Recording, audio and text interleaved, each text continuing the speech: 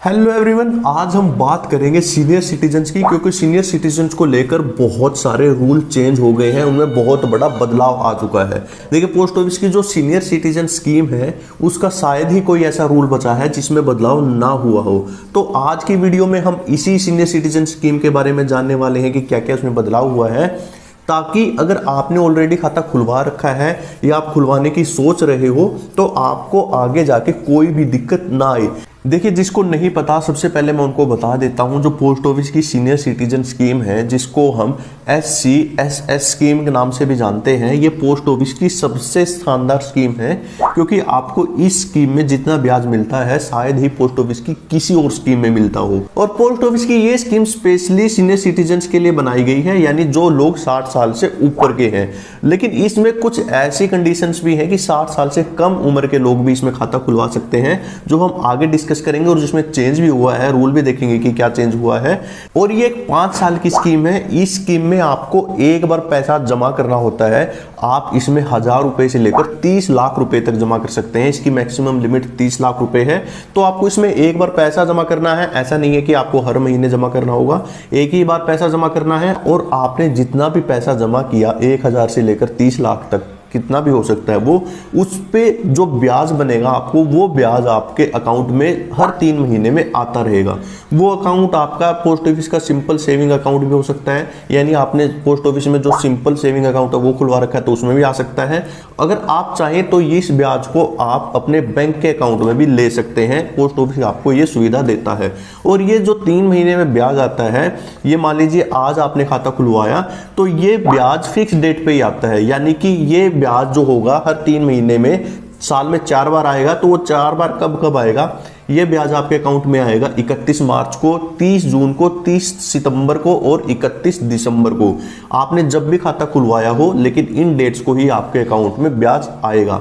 और इस स्कीम में आप जितना भी पैसा इन्वेस्ट करते हो उस पे आपको इनकम टैक्स की 80C के अंडर 1.5 लाख रुपए तक की टैक्स की रिबेट भी मिलती है। तो इसीलिए अगर इस स्कीम में कोई अकाउंट खुलवाना चाहता था तो जो 60 साल से ऊपर है उनका तो अकाउंट खुल ही जाता था, लेकिन 60 साल से कम का भी अकाउंट ये खुल जाता है। वो किस कंडीशन में खुलता है? मान लीजिए आप डिफेंस एम्प्लॉई हैं और अगर आप 50 साल से ऊपर के हैं और VRS ले लेते हैं, यानी खुद ही रिटायरमेंट ले लेते हैं, तो उस केस में आपका ये अकाउंट खुल जाता था। या फिर अगर आप डिफेंस एम्प्लॉय नहीं है, आप सिंपल कोई भी सेंट्रल गवर्नमेंट या स्टेट गवर्नमेंट के एम्प्लॉय हैं और आप 55 साल के बाद VRS ले रहे हो, यानी अपने आप खुद रिटायर हो रहे हो अपनी मर्जी से, तो उस केस में भी ये खाता खुल सकता था। उस केस में जरूरी नहीं है आपकी एज 60 साल ही हो।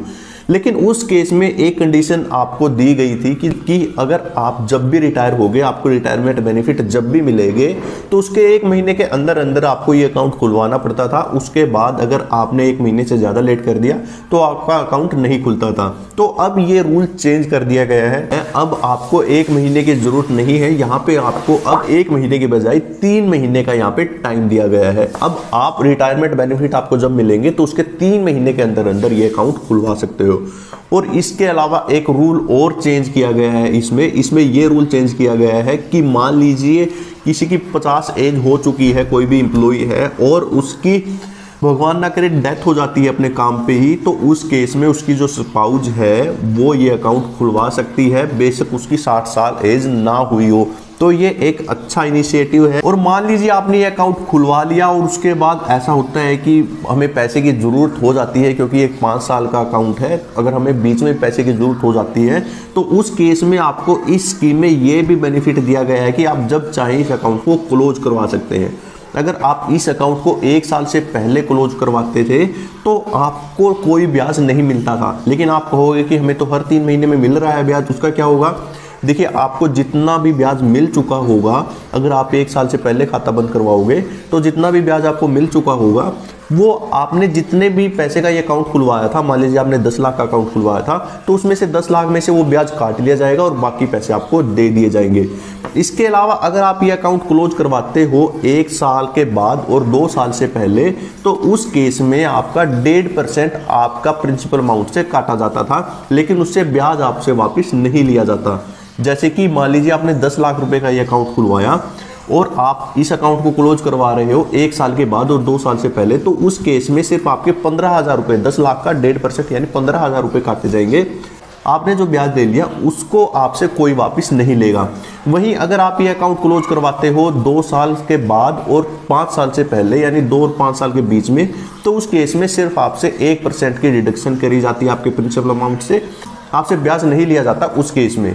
यानी कि आपने 10 लाख का अकाउंट खुलवाया था और आप ये अकाउंट को क्लोज करवाना चाहते हो 2 साल के बाद और 5 साल से पहले, तो उस केस में सिर्फ आपसे 10 लाख का 1% यानी 10,000 रुपये ही वापस लिए जाएंगे। आपने जो ब्याज ले लिया वो आपसे वापस नहीं लिया जाएगा। लेकिन सबसे इंपॉर्टेंट रूल जो अब चेंज हो चुका है वो ये, आगे बढ़ने से पहले मैं आपको बताना चाहूँगा जैसे कि इस स्कीम में इतने सारे रूल हैं और इतने सारे चेंज भी हो चुके हैं, और वैसे ही पोस्ट ऑफिस की कितनी सारी स्कीम्स हैं, उन सारी स्कीम्स के बहुत सारे रूल हैं और उन रूल को याद करना बिल्कुल भी पॉसिबल नहीं है। इसीलिए इस समस्या का सोल्यूशन हमने निकाला है। हमने बनाई है एक ई बुक जिसमें पोस्ट ऑफिस के सारे रूल्स हैं और इसको जब चाहे आप पढ़ सकते हो। और सबसे अच्छी बात ये ई बुक दोनों हिंदी और इंग्लिश में है, आप जिसमें चाहो उसमें पढ़ सकते हो। अगर आप ये ई बुक लेना चाहते हो तो लिंक डिस्क्रिप्शन में है, तो वहां से क्लिक करके आप ये ई बुक ले सकते हो। आइए चलते हैं अब हमारे मेन कंटेंट पे। लेकिन सबसे इंपॉर्टेंट रूल जो अब चेंज हो चुका है वो ये, पहले क्या था कि मान लीजिए 5 साल आपके खाते को चलते हुए हो गए, आपने बीच में बंद नहीं करवाया, और अगर आपको लगता था कि मैं इस खाते को एक्सटेंड करवाना चाहता हूँ, यानी आगे और चलाना चाहता हूं, तो आप इस खाते को अगले 3 साल के लिए और चला सकते थे।